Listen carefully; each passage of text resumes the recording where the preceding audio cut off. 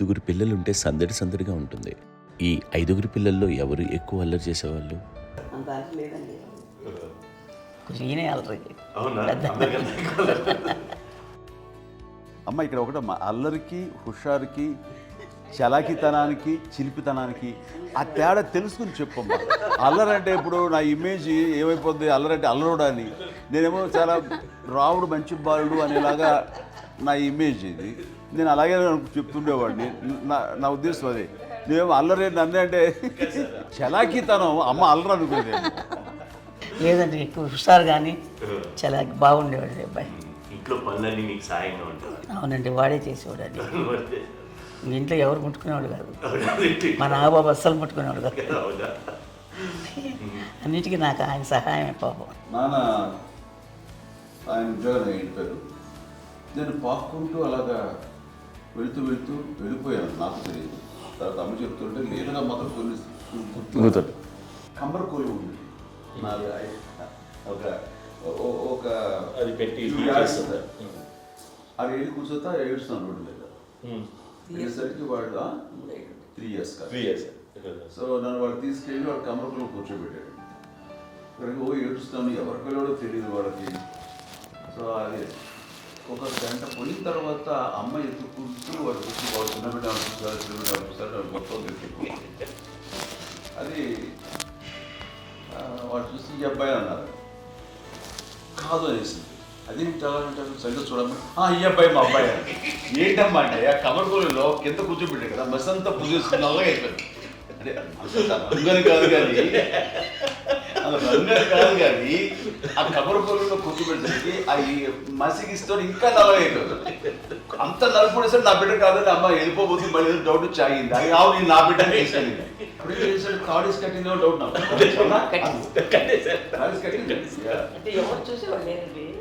అమ్మేమో అల్లరి అనుకునేదండి, నాకేమో చిన్ననాటి మహాభాగవతం కృష్ణుడి క్యారెక్టర్ అనుకుంటాను. ఆయన మహానుభావులు అయ్యే వాళ్ళందరికీ ఆ లక్షణం ఉంటుందేమో చిన్నప్పుడు. కొన్నిదల కుటుంబ సభ్యులు మంచి రుచులను ఆస్వాదిస్తారని, మంచి భోజనాలని ఆనందిస్తారని అందరికీ తెలుసు. చిన్నప్పుడు వీరి ఆహారపు అలవాట్లు ఎలా ఉండేవి? ఇదేవి ఎగిరేవి ఇవి ఎవ్రీ డే 2 పూట్ల ఉండాలంట.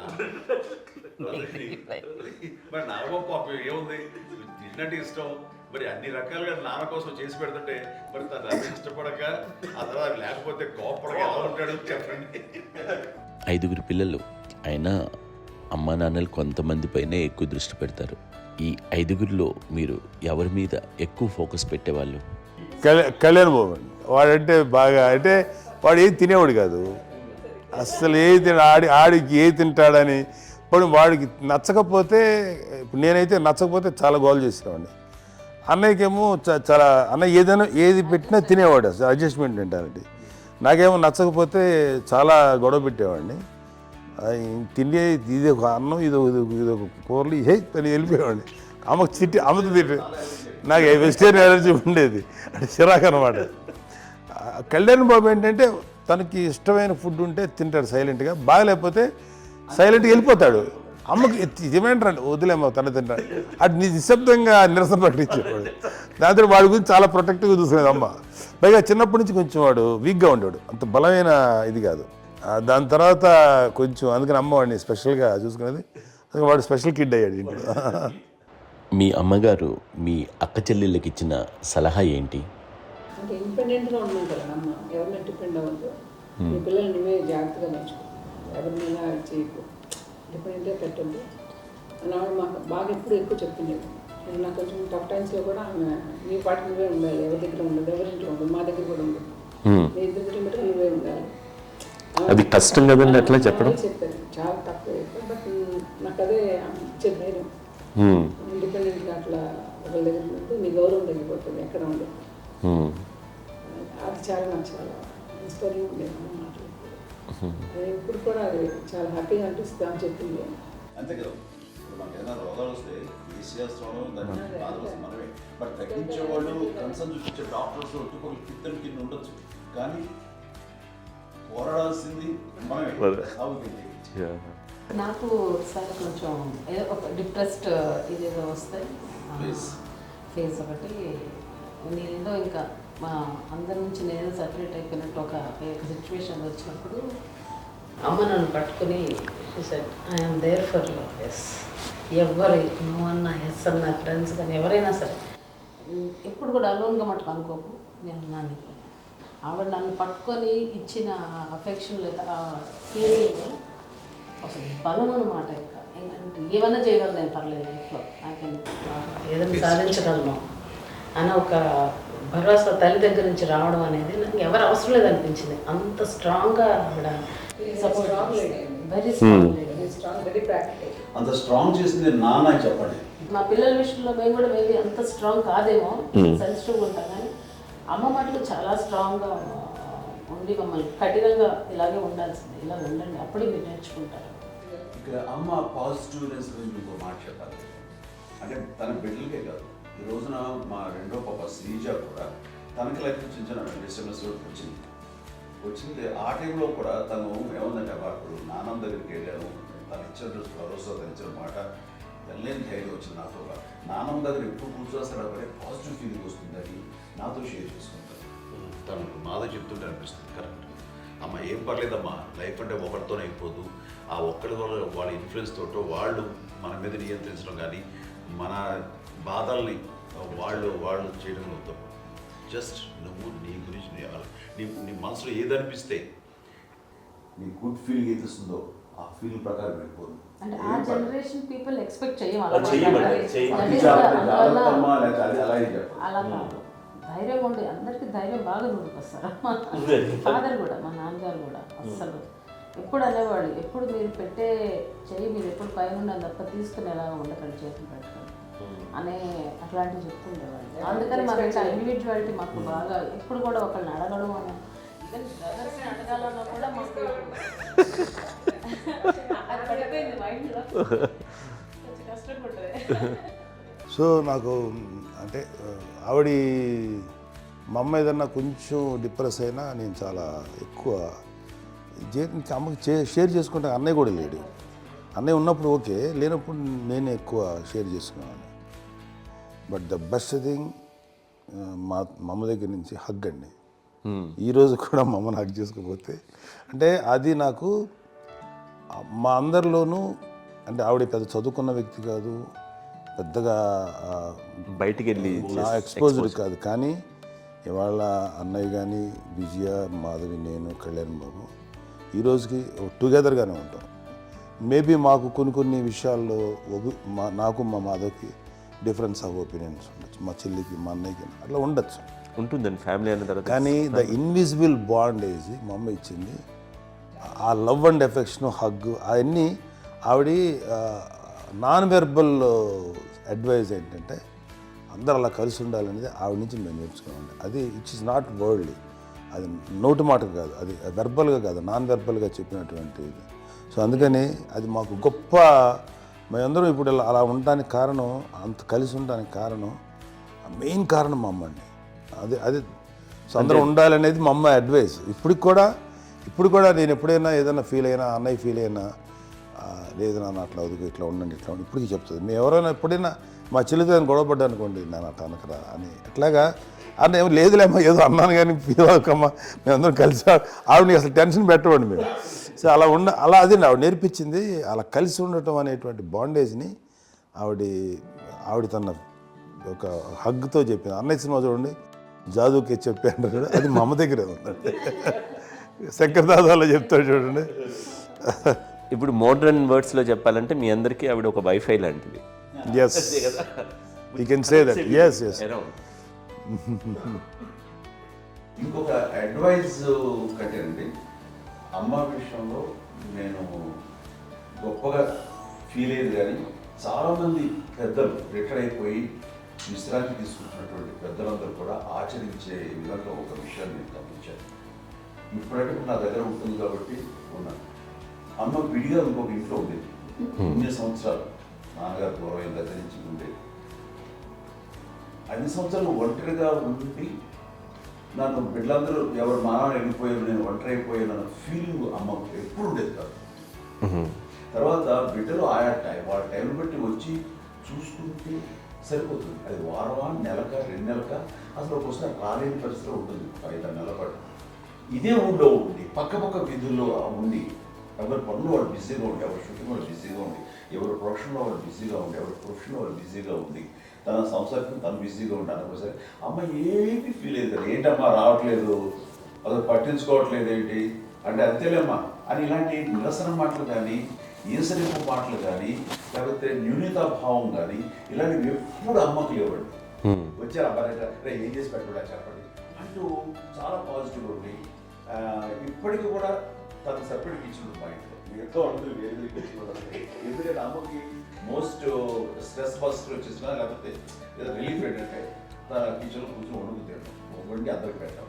ఇప్పటికీ కళ్యాణ్ బాబు అక్కడక్కడ తిరిగేసి ఎక్కడో చేసి నిరసనలు చేసి అన్ని రకాలు చేసి వస్తే అమ్మకి చాలా జాలి.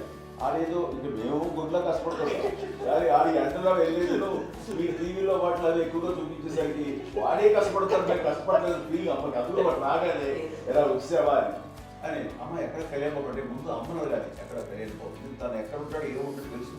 అది తెలిసిన తర్వాత ఎక్కడ తను వాడికి ఇష్టమైన బిర్యానీ అవి చేసి చక్కగా పంపించి అన్నీ చేస్తున్నాడు. అట్లాగా బిడ్డలకి పెట్టడమే తప్ప బిడ్డల నుంచి ఈ వయసులో ఎక్స్పెక్ట్ చేయడం లేకపోగా కొంచెం పట్టించుకోవట్లేదు అనే ఒక న్యూనత భావనలోకి వెళ్ళిపోయి సైకలాజికల్ డిప్రెస్ అయ్యే మదర్ మాత్రం కాదు.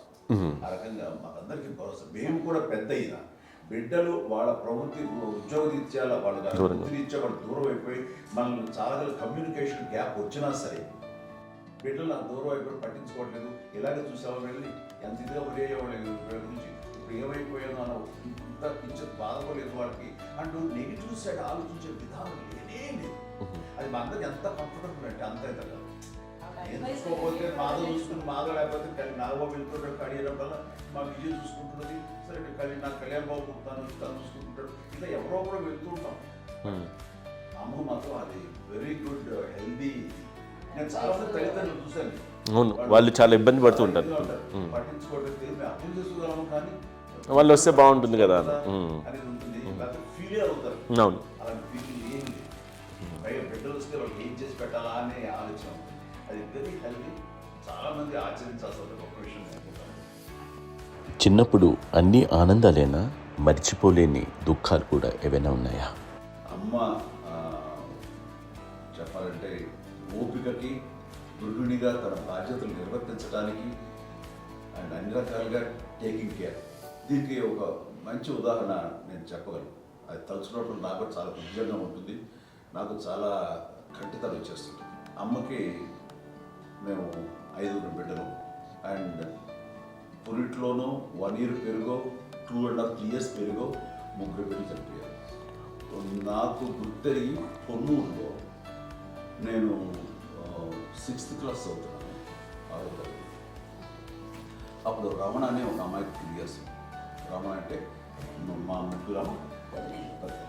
మా ముగ్గురికి కంటే పెద్దది, మా కంటే పెద్దది, కళ్యాణ్ బాబు కంటే పెద్దది, మాకంటే మధ్యలో పిల్ల. తనకి అప్పట్లో మా నాన్నగారు ఉద్యోగరీత్యా క్యాంప్కి వెళ్ళిపోతుండేవారు. ఏమి ఉండేది నాన్న చెప్పాలంటే ఫుడ్లో కష్టపడేవారు. ఇంకా నాన్న చెప్పినట్టు కదా, నాగో చెప్పినట్టు. కానీ ఇంటి బాధ్యత, ఇంటి పనులు, రోగాలు వచ్చిన రుచులు వచ్చిన హాస్పిటల్కి తీసుకెళ్ళాలట ఏదైనా సరే అమ్మే పడేది. ఆ శ్రమ తీసుకున్న టైంలో అమ్మకి అసిస్టెంట్కి నేను సహాయపడుతుండేవాడు ఉండేవాడు. అమ్మ చూడరు నాకు ఫ్రెండ్స్ ఆడుకోవడం అది నిజంగా ఎప్పుడు నాకు గుర్తేది, నాకు తెలియదు, నాకు లేదు ఫ్రెండ్స్తో తిరగడం అది ఫ్రెండ్స్తో అమ్మ పట్ల ఉండేవాడు. అలాంటి నేను ఆ పిల్లకి బ్రెయిన్ ఫ్యూర్ వచ్చింది. ప్రభుత్వ ఆసుపత్రి పొన్నూరులో ఆ పిల్లని చేర్పించినప్పుడు 2-3 days అయిన తర్వాత ఒక బ్యాడ్ న్యూస్ వినాల్సి వచ్చింది. తెల్లారికి కాన్షియస్ లేదు, పోయింది. ఏం చేయాలో తెలియదు. అమ్మ వయసు చిన్నది. ఇద్దరు తీసుకుని ఆ బిడ్డని నేను ఒళ్ళో పెట్టుకుని శవాన్ని, డెడ్ బాడీని రిక్షాలో ఇంటికి వెళ్ళాలి. ఇప్పటికీ నాకు గుర్తు ఆ విజువల్స్. అండ్ నాన్నకి తెలియదు ఏ విషయం, నాన్న ఎప్పుడు వస్తారో తెలియదు, ఎలా కమ్యూనికేట్ చేయాలో తెలియదు. అది తీసుకుని వెళ్ళిన తర్వాత ఇంట్లో పడుకోబెడుతుంటే ఏం చేయలేదు. చుట్టుపక్కల ముస్లిం సోదరులు ఉండేవాళ్ళు, ఫ్యామిలీస్ అక్కడ. అంటే మసీదు, పొన్నూరు మసీదు పక్కన మా ఇంట్లో అనుకుని ఆ ఇంట్లో అందరూ వచ్చి చూసేవాళ్ళు, వాళ్ళే హెల్ప్ చేసేవాళ్ళు. ఏం చేయాలో తెలియదు. ఆ నెక్స్ట్ రిచువల్స్ ఎలా చేయాలో, పెంపకం ఎలా చేయాలో తెలియదు. అందరూ చిన్న పిల్లలే. తను చిన్నది, మిగతాలందరూ పరిసరులే. సో ఇలాంటి పరిస్థితుల్లో కమ్యూనిటీ వచ్చినప్పుడు చుట్టుపక్కల వాళ్ళు వీళ్ళు వచ్చి చేయాల్సిన కార్యక్రమాలు చేశారు. ఆ సమయం నాకు ఎక్కడో కమ్యూనికేట్ చేసి డిపార్ట్మెంట్ ద్వారా నాన్న వచ్చేసరికి అన్నీ అయిపోయింది. ఇప్పటికీ నాకు మేము ఇలా ఎన్ని పురుషులు ఎన్నుకుంటున్నామంటే ఎలాంటి ఇది లేకుండా జాగ్రత్త అనే ఒక హెచ్చరికలాగా చేస్తూ అండ్ పంపించాలని సపోర్ట్ చేసి అండ్ ఇప్పుడైతే నా మీద ఎంత నమ్ముకుంటే నేను ఏ నిర్ణయం తీసుకున్నా మరో మాట అది తనకి హాస్పిటల్ పెద్ద ఫోబియా. నేను ఎక్కడికి వస్తాను హాస్పిటల్. ఈ మధ్యకాలంలో సరే అమ్మకి మోకాల ఆపరేషన్ జరిగింది. అమ్మను కొంత బాధపడుతున్నావు, అసలు ఈ రోజున వచ్చిన మెడికల్ అడ్వాన్స్మెంట్లో నీకు అసలు ఏ బాధ తెలియకుండా మోకాల ఆపరేషన్ రీప్లేస్ చేస్తారు అని వీళ్ళందరూ చెప్పాలి భయపడతాను. ఎందుకంటే ఫస్ట్ ఎలా నాకు సపరేట్ అవుతాను ఎలా చెప్పాలి తెలియదు. ఒక్క వీళ్ళంతా కలిపి నీ మాట వింటుంది, వాళ్ళ మాట మీద నువ్వు చెప్తే వింటుంది. సరే నేను చెప్పాను అంతే. ఏదో నాలుగు పావు ముందు చెప్తే ఎలా ఉన్నారా సరే ఇష్టం రా లేదులే మా ఊరికి పర్లేదు అన్న. మళ్ళీ ఇంటికి వచ్చాక మళ్ళీ ఇంకొక తెప్పించి ఇంకో మిషన్ తెప్పించి మళ్ళీ టెస్ట్ చేయించి అందరూ బాగుంది ఏమి లేదు అన్న తర్వాత అప్పుడు పుస్తకంతో పడ్డాడు. ఏదో ఉంది మమ్మల్ని టెస్ట్ చేయించాలని చెప్పి శ్రద్ధ ఎక్కువ. మీ పిల్లలకి సంగీతం డాన్స్ నేర్పించారని విన్నాం, అది నిజమేనా? తనకేమో డాన్స్ నేర్పించడం కాదు, అది నేర్చుకోలేదు, నాకు వచ్చేసి ఇప్పుడు డాన్సింగ్ స్టార్ మీద ఎదిగారంటే అది మా పెద్ద చెల్లి విజయం కారణం. అప్పుడు తనకి 5 ఏళ్ళు, నాకు 9 ఏళ్ళు ఉంటాయి, ఉంటుంది 10-11 ఏళ్ళు ఉంటాయి నాకు. బాపట్లనా? సో బాపట్ల చాలా చిన్నది, 5 ఏళ్ళు. నాకు ఒక 11-12 ఏళ్ళు. తను తీసుకొని గోడ మీద పెట్టుకోవడం అలా కూర్చొని చూస్తుండేవాడు. కూర్చుంటే అది నేర్చుకుంటుంది. నేను మానసికంగా నేర్చేసుకున్నాను. ఇప్పటికీ ఆ స్టెప్స్ ఏమిటి వేస్తాను అంతేంది. ఇప్పుడు తను తరబడతాయి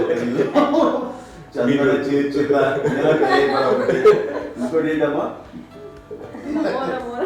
నమో నమో ఎన్ని ఉన్నాయో సాంగ్స్ నేను నేర్చేస్తున్నాను అన్నమాట. 5 పిల్లల్లో ఎవరు ఎక్కువ పని చేసేవాళ్ళు, ఎవరు తక్కువ పని చేసేవాళ్ళు? ఏ పని చేయనండి, చేసేవాడు కదా అని అన్నయ్య చేసేవాడు. అన్ని పనులు అన్నయ్య చేసేవాడు. ఇక మా చిన్న చెల్లి పెద్ద చెల్లి ఎక్కువ చేసేది.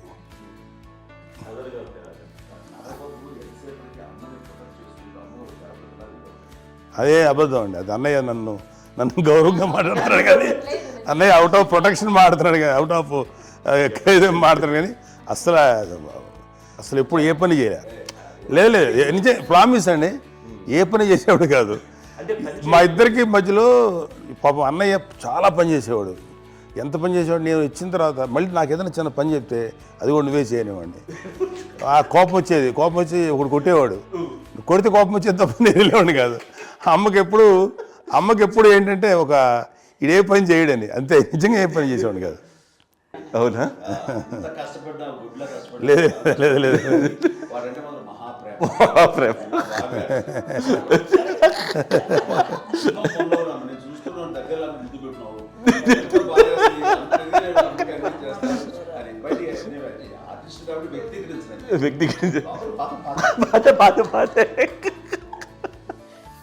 చిన్నది కాబట్టి చివరిది కాబట్టి తనంటే బుద్ధండి, నేను పెద్దోడు కాబట్టి నేను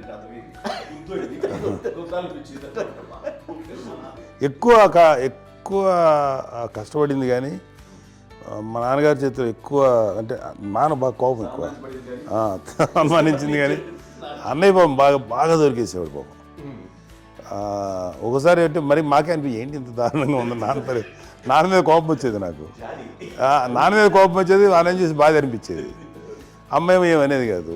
సరే అయినా సరే ఎప్పుడు కూడా పోనీ అన్ని చేసినా మళ్ళీ తను హైపర్ యాక్టివ్ అన్నయ్య ఫుల్.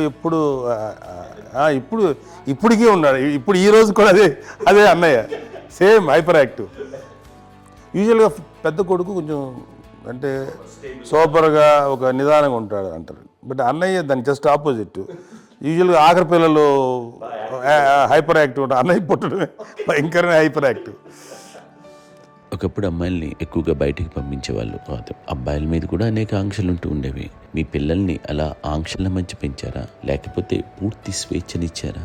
అంటే మాకు మా నాన్నగారు కానీ మా అమ్మగారు కానండి మాకన్నా చాలా బ్రాడ్ మైండ్ ఉన్న వ్యక్తులండి. ఎందుకంటే పిల్లలు ఎక్కడన్నా బయటకు వెళ్తే ఇప్పుడు మేమైతే భయపడిపోతాం. ఇప్పుడు భయం ఉందన్న. మా విజయ్ కానీ మా చిన్న చెల్లి అన్నయ్య నేను అందరం కూడా ఇవాళ ఉన్న పరిస్థితిలో వాళ్ళు ఎప్పుడు భయపడేవాళ్ళు కాదండి. ఎక్కడికి వెళ్తాను నీళ్ళని ఇచ్చేవాళ్ళు, లేట్ అయినా అసలు ఏమనేవాళ్ళు కాదు. లేకపోతే ఏదైనా మోటార్ బైక్లు వేసుకున్నాం, లేకపోతే కారులో ఎట్లా పడితే ఎట్లయినా సరే ఏమనేవాళ్ళు కాదు. వాళ్ళు తెలియకుండానే మాకు ఒక ఫ్రీడమ్ ఇచ్చారండి. సో దట్ అదే ఆ ఫ్రీడంలో భాగమే అన్నయ్య కానీ ఇండస్ట్రీకి వెళ్ళాలంటే కూడా ఒక వ్యక్తి ఒక కొడుకు ఒక గొప్ప కెరీర్ని పర్సూ చేసుకుంటూ వెళ్తున్నప్పుడు నాన్నగాని అమ్మగానే ఓపెన్ మైండ్ తోటి అసలు నువ్వు వెళ్ళి నాన్న ఎంతకాలం వెళ్తావు నువ్వు ప్రయత్నించని చెప్పి అలా వదిలేశారండి. అన్నయ్య కూడా ఏంటంటే మోస్ట్ రెస్పాన్సిబుల్గా వెళ్ళి చాలా మేజర్ అమౌంట్ అన్నయ్యకి కూడా పెద్ద అమ్మకు వందలు ఇచ్చేది కాదు. కరెక్ట్గా ఆ ఇన్స్టిట్యూట్లో చదువుకునేటప్పుడు ఎంత ఇవ్వాలో కరెక్ట్గా ఇచ్చేది. తనకి ఎక్స్ట్రా ఖర్చు పెట్టుకుంటే అంటే అట్లా ఉండేది పరిస్థితి. అంతే కదా. అంత జాగ్రత్తగా అన్నయ్య కూడా అంత రెస్పాన్సిబిలిటీగా రెసిప్రోకేట్ అయ్యి చేసి అందువల్ల మా అమ్మ నమ్మకం చూడాలి. మా అమ్మగారి మా నాన్నగారి నమ్మకాన్ని ఎప్పుడు అది పాటు ఇంత నమ్మకానికి 10 times ఇచ్చాడు. ఏ వయసెస్ వైపు కానీ ఏ అలవాట్ల వైపు కానీ ఎందులో ఇండల్జ్ అవ్వకుండా నాకు నేనుగా నియంత్రించుకుంటూ సరైన మార్గంలో వెళ్ళేలాగా నాకు వెళ్ళడానికి లోపల ఆ స్ట్రాంగ్ థాట్ అడగగానే వాళ్ళు రెసిస్ట్ చేస్తే ఇచ్చానని ఆపేశారు అని ఏదో చిన్న రిలక్టెంట్ ఫీలింగ్ ఉంటుంది. వాళ్ళ మీద చిన్న కోపం నిరసన ఉండేది. వాళ్ళు అలా లేకపోవడానికి వాళ్ళు వెంటనే అడిగిన వెంటనే జాగ్రత్త అనే నిర్ణయం ఉండేది. కానీ జాగ్రత్త అని హెచ్చరిక చేయడంతో నాకు మరింత బాధ్యత తిరిగి గుర్తు తిరిగి నేను నడుచుకుంటూ వెళ్ళాను. కాబట్టి అది నాకు ప్లస్ అయింది వాళ్ళ దగ్గర. అంటే మదర్ అంటే తల్లి అనే కాదు, మదర్ ఫిగర్ ఫీలింగ్ ఎవరిచ్చినా సరే అది నానైనా తల్లితో సమానం అనుకుంటాను. నాకు చెప్పినట్లుగా అట్లాగా అలిసిపోయి వచ్చిన నాకు కాళ్ళు నొక్కుతుంటే నాకు భయం వేసేసేది. ఆ తర్వాత పడుకో అది గదవాయించేవాడు. అది కూడా కోపం అంటే ఉదాహరణ అంటే మళ్ళీ అది నాకు తిడతారు ఎందుకు కాదు పడుకుని ఎక్కడ నిద్ర వస్తాయండి నాన్న అంటే. సో ఆ రకంగా నాన్న తన ప్రేమ చూపిస్తుంటాను. ఆ తర్వాత గోండా టైప్లో కూడాను నేను ట్రైన్ కింద వెళ్తుంటే నాన్న అక్కడే ఉన్నారు రాజమండ్రి దగ్గర ప్రాంతంలో. ఆయన చాలా కోపం చేస్తుంది. ఇలాంటి చేస్తుంటావు నువ్వు ఏదైనా అయితే ఏంటి అది చెప్పి ఏం పర్లేదన్నా ఏమవుతుందో అన్ని రకాల సేఫ్టీ అన్ని రకాల జాగ్రత్త చూసుకున్నాం. ఈ రోజు ఉన్నది సేఫ్టీ అప్పుడు లేదు. అయినా సరే రేపు పొద్దున నీ కొడుకులు ఇలాంటి పరిస్థితుల్లో నీకు తెలిసి వస్తారు అప్పుడు అనేవాడు. ఎన్నిసార్లు అనేవాళ్ళు నాకు నిజంగానే మగధీర టైంలో గుర్ర వ్యక్తుని ఆ రోడ్డు మీద పడిపోయాడు అని అన్నప్పుడు నాకు ఆ ఫస్ట్ టైం ఆ ఫీలింగ్ కలిగింది. అలాగే పీటర్ హెయిన్స్ అనేవాడు ఫస్ట్ మగధీరలో జంప్ చేస్తారు, మోటార్ బైక్ జంప్ చేసినప్పుడు ట్రైల్లో పీటర్ హెయిన్స్ అంత హైట్ నుంచి 20 feet 25 feet హైట్ నుంచి పడిపోయి మొత్తాన్ని బోన్స్ని ఎరగొట్టుకుని వాడు 7 నెలలు వాడు ఇరప్పుడు హాస్పిటలైజ్డ్. అది వీడైతే ఏమో తలుచుకుని భయం వేసేసేది. అప్పుడు నాన్న గుర్తుకొచ్చేవాడు. ఓహో వాళ్ళ టెన్షన్ ఇంతే లేదు, మనకి మన కొడుకు వస్తే తెలియదు ఈ మాట నాన్న ఎప్పుడు అన్నారని అనిపిస్తుంది. Sweet memories my. అత్త కోడళ్ళ మధ్య అనుబంధం ఎలా ఉంటుంది?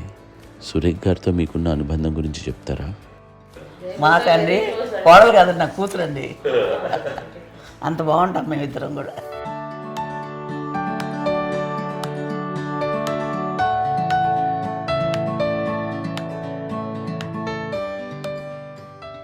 మీది ఒక అందమైన ఉమ్మడి కుటుంబం, అందరూ కలిసి ఉంటారు. ఇంత ఆనందంగా ఉండడానికి కారణం ఏంటి? దీనికి పునాది ఎవరే వేశారు? మా నాన్నగారి క్వాలిటీ నేను ఎగ్జాంపుల్ చెప్పగలను. అమ్మ వాళ్ళ ఇంట్లో పెద్దది.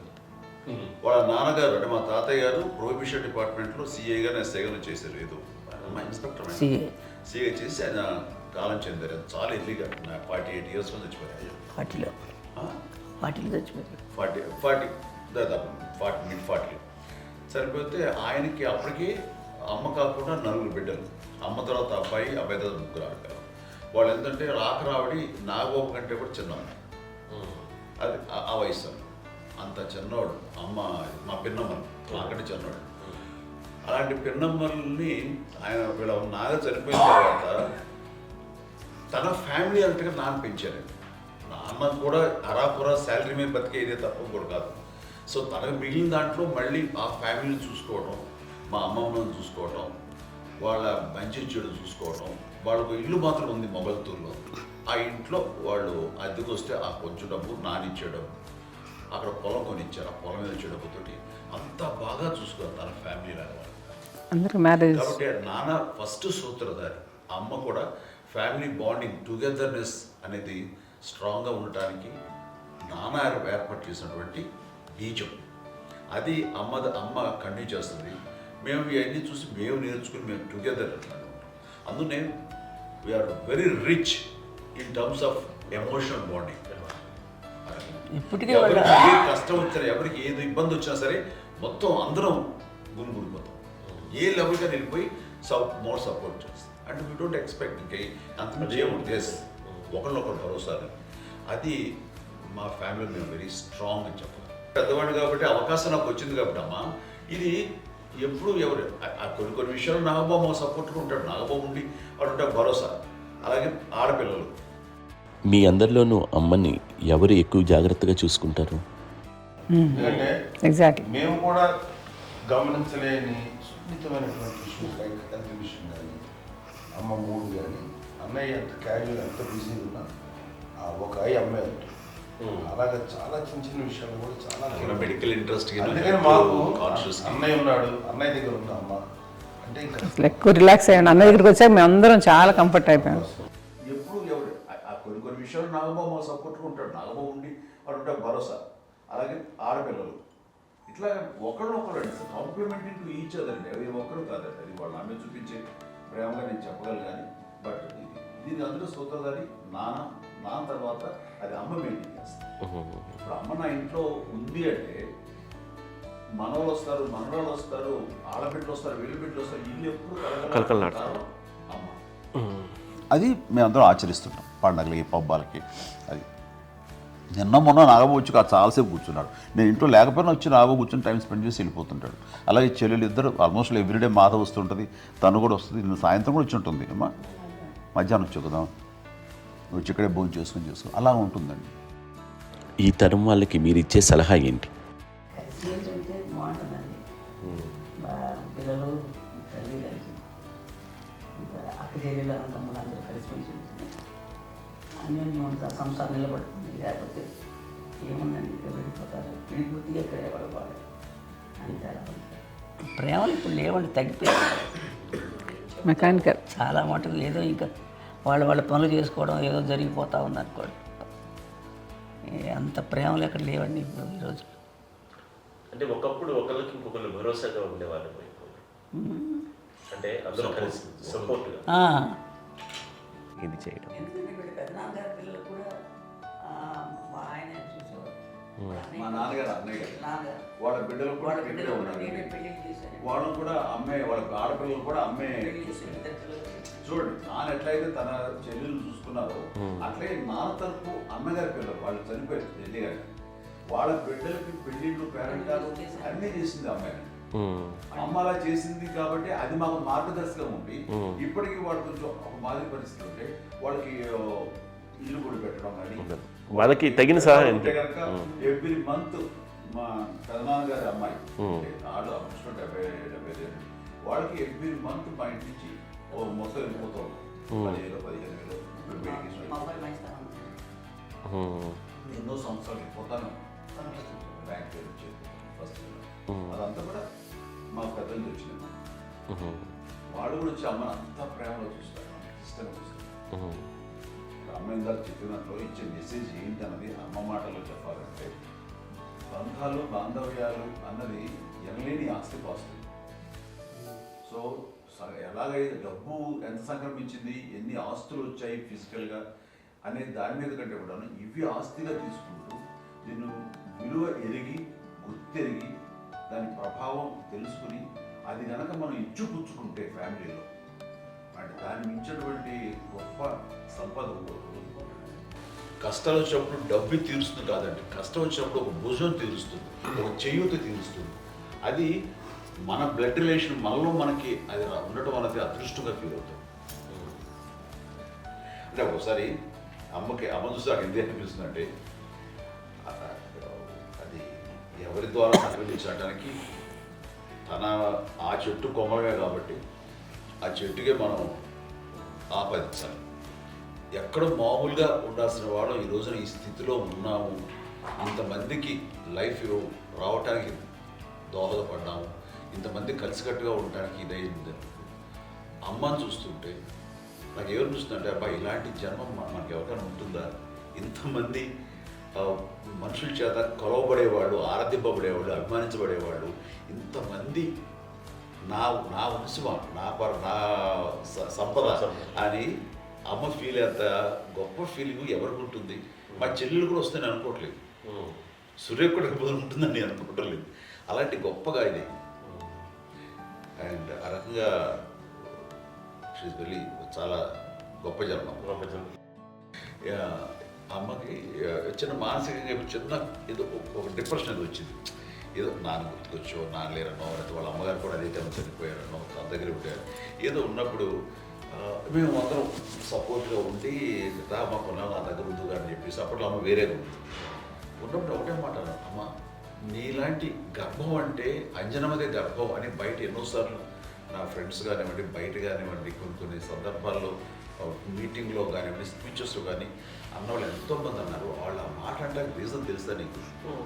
కోటాను కోటల్లో ఎంతమంది తల్లులకు నీకు వచ్చిన అదృష్టం, నీకు లభించినటువంటి గౌరవం ఎవరు లభిస్తున్నావు? బిడ్డలు ఎంతోమంది చేత కొనియాడబడుతున్నారు, ఎంతోమందికి సహాయపడుతూ ఆ రకంగా వాళ్ళందరి యొక్క ఆశీస్సులు పొందుతున్నారు. కానీ ఎంతోమందికి నిరంతరం హెల్ప్ చేస్తూ వాళ్ళ ఇది చూసుకుంటున్నారు. అవి ఆ భగవంతుడు మీరు చేస్తున్న పూజలో ఉన్న ఆ భగవంతుడు మన నెక్స్ట్ తరాలకు కూడా మనకి ఇలాంటిది వారసత్వంగా ఇస్తూ అదే రకంగా కొనసాగించేలాగా మాకు అదృష్టాన్ని ఇచ్చారు. ఇంతమంది ఎవరు నీ నుంచి వచ్చిన వాళ్ళే, నీకు నీ ఎంత గొప్ప గర్భం, ఎంత గొప్ప జన్మ నీది. అలాంటిది నువ్వు ఇలా అవటమేంటి? ఇది హై లెవెల్లో ఉండాలి నీ ఫీలింగ్స్గా నువ్వు కానీ. అంతే నువ్వు ఇలాగా కుంగిపోవడం ఏంటమ్మా చెప్పినప్పుడు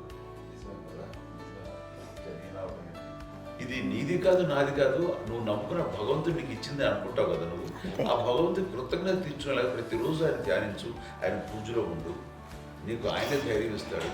అంతేగాని నువ్వు నెగిటివ్ సైడ్ ఆలోచించుకోమ్మా. మా అందరికీ పాజిటివ్నెస్ ప్రివైల్ చేసిన దానివి, ఇచ్చిన దానివి, అందించిన దానివి. అలాంటి నువ్వు నెగిటివ్ వైపు వెళ్ళిపోకూడదు అంటే అంతే. మళ్ళీ అటుపక్క ఎప్పుడు గెలలేదు. ఆంజనేయ స్వామి భక్తి ఆయనలో ప్రవేశపెట్టి చెప్పాలడానికి నేనే నేను నన్ను దేవుడు ఇంట్లో నేనే ఇంట్రడ్యూస్ చేశాను.